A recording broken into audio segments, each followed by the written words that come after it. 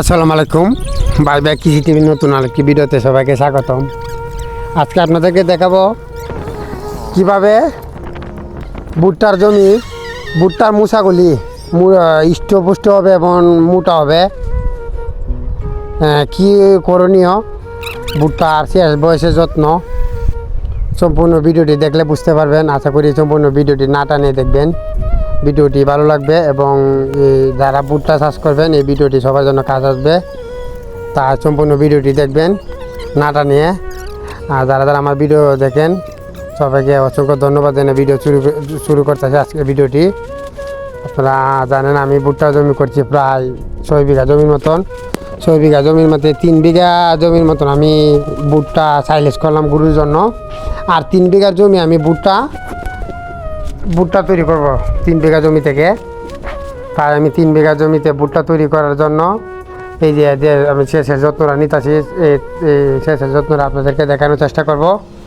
প্রথমে আমার জমিটার পাতা ভেঙে নিলাম, ভুট্টার জমির পাতাগুলি ভেঙে দিলাম। পাতা ভাঙার কারণে আমার গরুর একদিকে কানি হলো, খানা হয়ে গেল, আর অন্যদিকে কেটটাও একটু পরিষ্কার হয়ে গেল।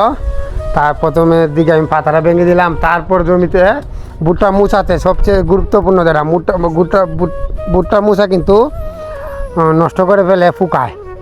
তাই ফুকার জন্য ওষুধ দিলাম, সাথে পচার ওষুধ। এই ওষুধটা জরুরি। পচার একটি ওষুধ দিলে আপনার ভুট্টা মুছাটা পুষ্ট হবে। আপনার নাটিপি গ্রুপের ওষুধ 75 WG দিয়ে দিতে পারেন। ফুয়ের ওষুধের সাথে আমি আমার জমিটাতে দিয়ে দিলাম পচার ওষুধ। এই আমার জমির মুসাগুলো আপনারা দেখতে পাচ্ছেন, অনেক সুন্দর মুসা কিন্তু আল্লাহর রহমতে। আর আমার এই জমিটার মুসা এই আমি যে যত্নটা নিছি, যত্নটা নেওয়ার ফলে কীরকম ফলন হয়, কীরকম পুষ্ট হয়, অবশ্যই পরবর্তী ভিডিওতে আপনাদেরকে দেখাবো। তাই আপনারা আজকে আপনাদেরকে দেখানোর চেষ্টা করতেছি যে আমি যে যত্নটা নিলাম আমার এই জমিটাতে। এই জমিটা 1.5 বিঘা, এই জমিটার মধ্যে প্রায় 5 ড্রামের মতন ওষুধ লাগতেছে। আমি ভালোভাবে দিয়ে দিলাম। আপনারা একটা দিন মাথা খেয়াল রাখবেন, ওষুধ কিন্তু ভালোভাবে দিতে হবে। একবার ডাইরেক্ট ভুট্টা মুছাতে, অন্য জায়গায় দেওয়া দরকার নাই। শেষের ওষুধটা ভুট্টা মুছাতে দেওয়া লাগবে। ভালোভাবে ভুট্টার মুছাটা ভিজিয়ে দিতে হবে, যাতে ভুট্টার মুছার ভিতরে ফুকগুলি যাতে একবার একদম মরে যেতে পারে।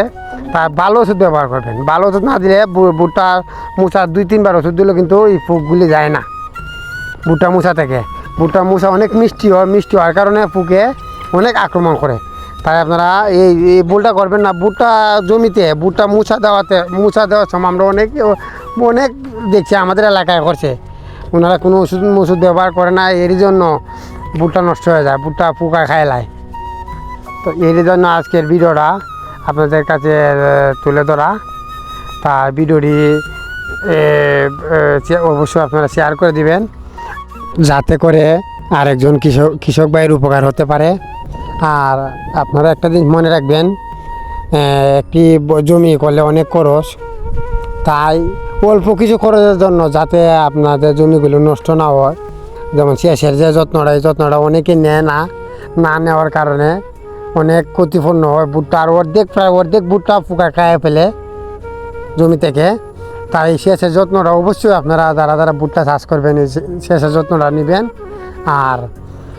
আর একটি শেষের যত্নটা হলো আপনারা অবশ্যই জমিটাতে শেষকালা পাতা ভাঙা বা ওষুধ দেওয়ার পরে আমি 3 কেজি ম্যাগনেসিয়াম আমি দিলাম, আর 5 কেজি ইউরিয়া। এটা দেওয়ার কারণে ভুট্টার যে গাছগুলি ফুল শক্তিটা আরও পাওয়া যাবে এবং ভুট্টাগুলি একবারে পুষ্ট হয়ে যাবে। এটা কিন্তু ফুল শক্তিটা পাওয়া যাবে ভুট্টা গাছে, এর জন্য আমি এই ব্যবস্থাটা নেওয়া।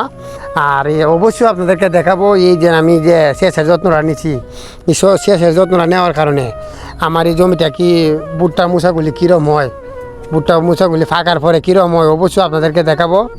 আপনারা যারা আমার ভিডিও দেখেন অবশ্যই ভিডিওটা শেয়ার করে দিবেন, ভিডিওটা কৃষকদের উপকার হবে। আর সবাইকে আবারও অসংখ্য ধন্যবাদ জানাই যায় এতক্ষণ পর্যন্ত আমার ভিডিওটি দেখার জন্য। আর যারা আমার চ্যানেলে নতুন হয়ে থাকেন অবশ্যই চ্যানেলটি সাবস্ক্রাইব করে রাখবেন ইউটিউব থেকে দেখলে, এবং পেজ থেকে দেখলে অবশ্যই পেজটি ফলো দিয়ে রাখবেন। সবাইকে অসংখ্য ধন্যবাদ ভিডিও দেখার জন্য।